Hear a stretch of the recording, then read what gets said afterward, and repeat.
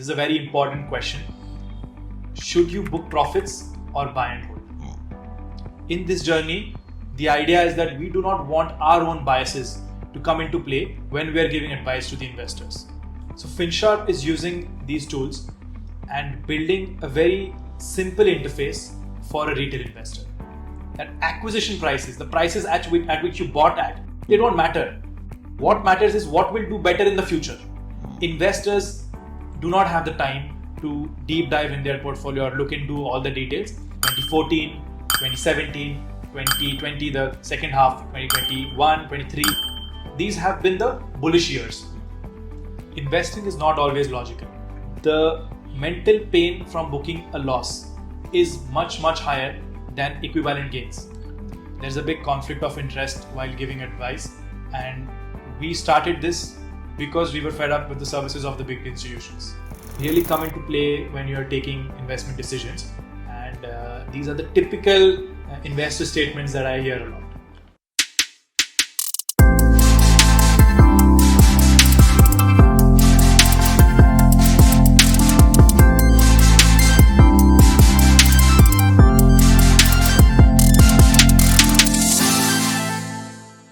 Hi everyone, we today have Rohan, who is a co-founder and a CEO at FinSharpe. They are a SEBI registered investment advisor. So welcome Rohan. So we will try to get Rohan from this entire perspective of how and why he started FinSharpe, getting to know about his journey through using technology to benefit the larger audience, as well as using the biggest buzzword today we have, which is AI, and then definitely coming back to the personal finance, the things that matter to all of us the most.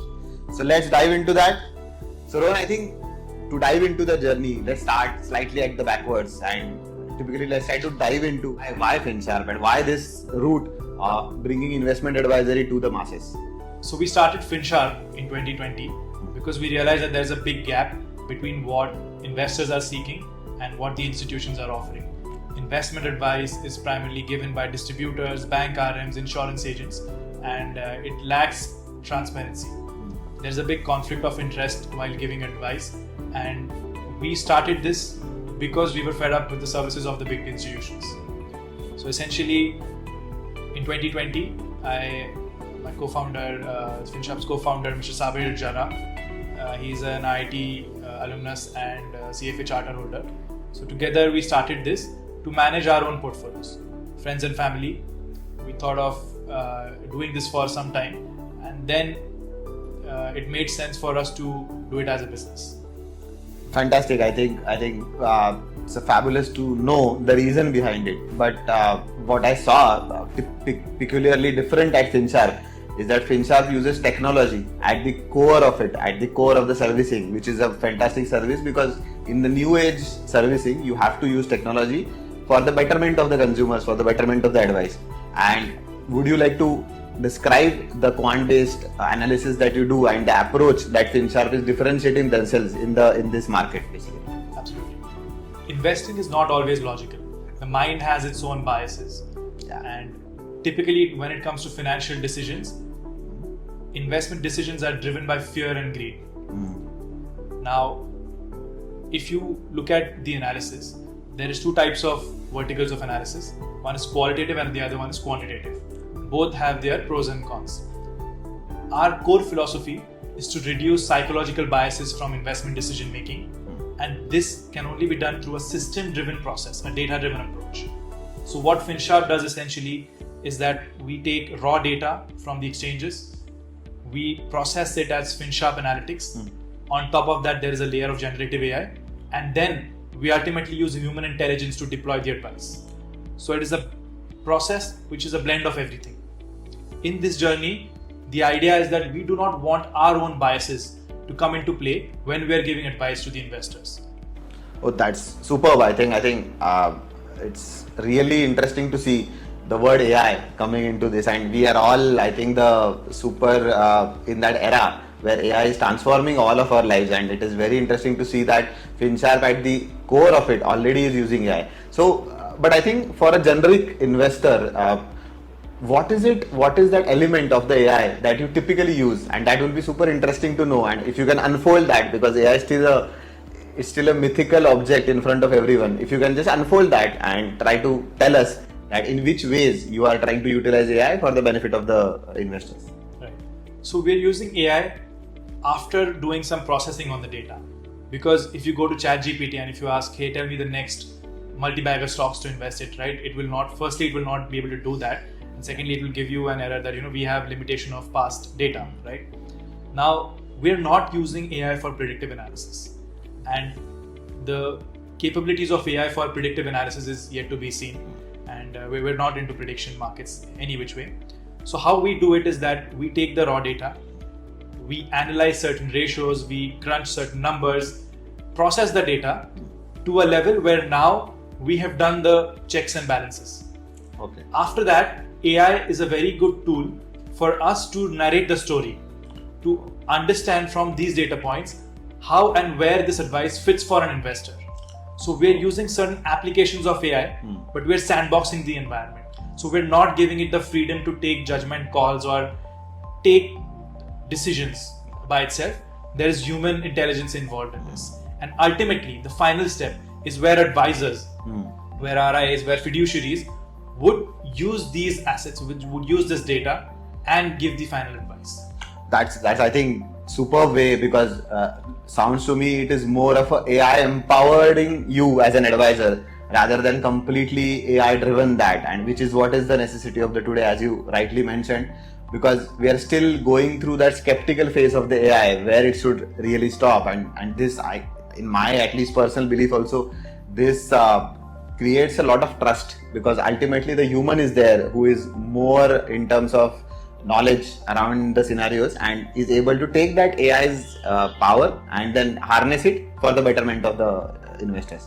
But I think it will be super critical to know, like, AI is there, right? But ultimately we are all striving towards how can you create something meaningful as a product or as a platform for these consumers or for these investors, so that they can understand their portfolio better, they can analyze that portfolio better. And I saw that you have created a beautiful analytical portfolio tool out of that. So can we just try to go in that arena where how have you come to that idea, how have you progressed in that idea, and where does it stand today? Right. So FinSharpe is using these tools and building a very simple interface for a retail investor. So we have designed an AI portal where investors can come, create, analyze and simulate their investment portfolio.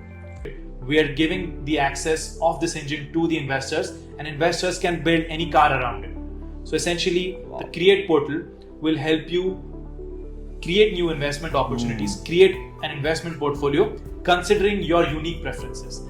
And FinSharpe is doing the heavy lifting of crunching the hard numbers, running various factors, doing various optimizations or allocation methods. And on top of that, we're using AI to tell you the story of the portfolio, that why you've created this portfolio, what's going right, what's going against you, to make you aware of the risks.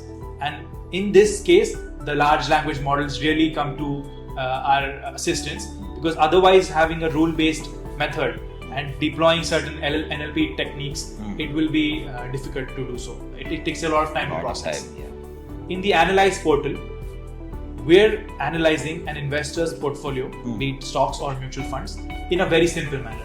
Investors do not have the time to deep dive in their portfolio or look into all the details. So we're really crunching these numbers, simplifying it in two scores. One is the overall score, higher the better, and the risk score, higher the riskier your portfolio. So for a given overall score, how much risk are you taking? What are the costs that you're paying for your mutual funds portfolio? Is it performing better than your category? How have the back-tested results been the past 1 year, 2 year, 3 year? Are the returns consistent? What is the kind of concentration risk that you're taking in your portfolio? Fund overlap. Various other things really simplified down with one chart and one explanation. So a customized report for every client is what our analysis portal gives you. And it really happens within a few clicks. So you just have to enter your portfolio, a bulk upload, or if it is mutual funds, we are accessing the accounts aggregator framework to pull your data within a few seconds, analyze the portfolio, and you're good to go. I think, many words which I'm just trying to comprehend. But I think one word that really clicked, and that will click with, I think, investors, most of the investors, is that you are doing the heavy lifting and you are simplifying it for people like me and people like our audience, because that is a critical part. We all know that the journey towards investment is not as easy as it sounds, or it is, again, as you rightly said, bombarded by these agents or the market participants. But this is really, I would say, encouraging to see someone like you, who is a registered investment advisor, is driven with a mission to simplify it for the audiences. And as you said, I think the moment we all try to go to the more and more automation, more and more data, this will definitely amplify the results. This will definitely amplify the outcomes of it for investors as well as for each of us in the ecosystem. I think one word that we would like to definitely go slightly deeper into in this same conversation would be account aggregator, right? A framework which is completely regulated, a new age framework for sharing all our data with a consent. So how has been your experience? What are your views on something that is, again, a path-breaking kind of invention that is happening in India? What are your views on the same? Yeah. Right. So UPI really transformed payments and how Absolutely. people transact in India. Yeah. The next one is accounts aggregator framework. Financial institutions, various institutions have a lot of your data. It's not aggregated or consolidated at one point. So essentially, analytics, if you need analytics, you need different portals for different purposes. But now the accounts aggregator framework will streamline this data, your bank information, mutual funds data, investments, compile it in a single gateway, and fiduciaries and financial users like RIAs can access this information and give you good quality advice, where you don't really have to spend a lot of time collating your documents, various bank statements, mutual fund holdings, and it takes a lot of time, and that barrier essentially sometimes stops an investor from even doing the analysis. However, we are accessing the accounts aggregator framework to help you reduce the hassle and give you the analysis under one umbrella. So a one-stop investment advice, and this is really going to revolutionize how wealth tech companies will function in India. So the accounts aggregator framework, the applications of it are yet to come out in the market at an enterprise level. However, it's now really building fast, and we want to be at the forefront of it. Superb. So great, Rohan, what we discussed. But I think more or less from a personal finance standpoint, I think we have all seen a great rally of the markets, and we are keep seeing it, and I hope that for all of us the rally continues, I think, definitely. But in these times, definitely it is a very crucial decision for every investor. Should they book profits looking at the rally, because there is always a fear that there might be a correction which is coming up and there are always rumors around it, or should someone just buy and hold and keep that long-term strategy ongoing? What would you advise as an advisor for a retail investor? Yeah, I think everyone is very happy the way markets are going, and hoping that this happens for the next few years to come. Yeah. However, it's not a linear movement. It's not going to be just one directional rally. There's going to be corrections that are underway. However, yes, this is a very important question. Should you book profits or buy and hold? Getting timing right is very difficult in the markets. If you get it right consistently, you would make a killing. Yeah. However, it is very difficult to do so. So FinSharpe always relies on data and says that, okay, let's try to understand what would happen if you book profits and what would happen if you buy and hold. Yeah. So we did an analysis from 2010 and there were two simulations that we did. One scenario is that an investor books profits every time his portfolio hits 30% and reinvests this capital within the next 2 months. Okay. If you did this process since 2020 to 2024 on the index, you would make your 1 lakh would grow to 3.88 lakhs. Okay. In the other situation, the investor did nothing, just bought and held it till 2024. In that situation, 1 lakh grew to 4.11 lakhs. Oh, wow. So in this first scenario where you're trying to constantly look at markets, trying to understand and analyze situations, booking profits, it's not really adding too much value. Now, why does this happen? See, to think of it, when will a market hit a 30% sort of limit is in a very bullish market. And there are very selective years this has happened. 2014, 2017, 2020, the second half, 2021, 23. These have been the bullish years. Now, before these years, typically there is a sideways to bearish market that is taking into place. So if you have already endured that part, you need to make the most of this bullish rally. Okay. Because if you don't do that, you are foregoing the excess returns that the market gives in outlier years. Oh. Now, last year, if you had the mentality of booking profits at a 30%, the mid-cap index has gone up north of 46% just last year. Wow. So that extra 16% that you could have got, you have foregone it. Psychologically, it is very difficult to get back in the markets once you have booked profits, to re-enter. Because now you are looking at to re-enter, you would psychologically require lower levels to enter, and that is very difficult to do so. So our recommendation, keep it simple, silly, buy and hold.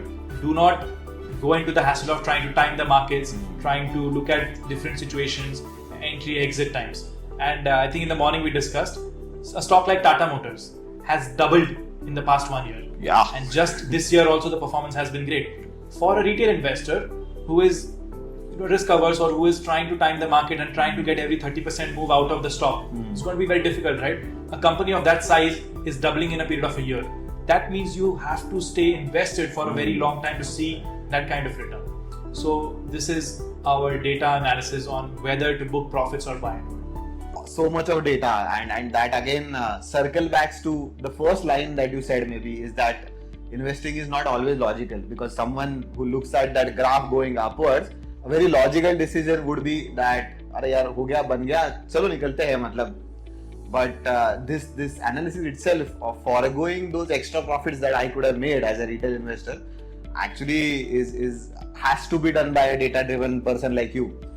But I think when we circle back, could you elaborate more on this sentence? Just to try, like, booking profits is one aspect of it, I'm very sure. But there are more angles to this one line, which is investing is not always logical. But what are the different examples that again and again tell us as a retail investors that yes, you need to go to someone like you who is a registered investment advisor, who is expert into this, rather than trying to time the market themselves or ourselves, because yes, we are not the experts into that.